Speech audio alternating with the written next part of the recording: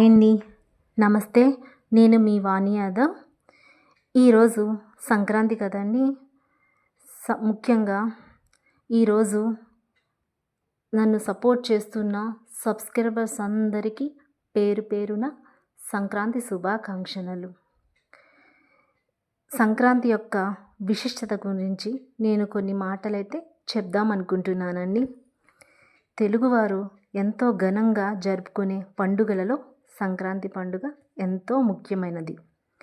ఈ పండుగ రోజున తెలుగువారందరూ కొత్త లోగిళ్లతో, కొత్త అల్లులతో, బంధుమిత్రులతో ఎంతో సంతోషంగా జరుపుకుంటారు.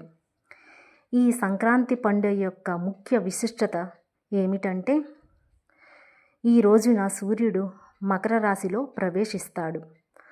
మకర సంక్రమణం జరుగుతుంది కనుక ఈ రోజున మకర సంక్రాంతి అంటారు. ముఖ్యంగా గమనించవలసింది విషయం ఏమిటంటే, సంక్రాంతి పండుగ జనవరి 14వ తేదీన వస్తుంది.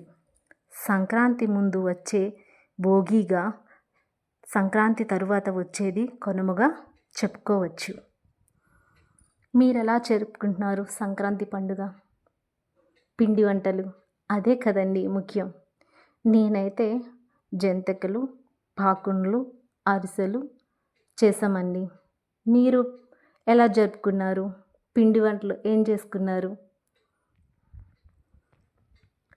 ఓకేనండి. నచ్చితే లైక్ చేయండి, షేర్ చేయండి, సబ్స్క్రైబ్ చేయండి. Thank you so much.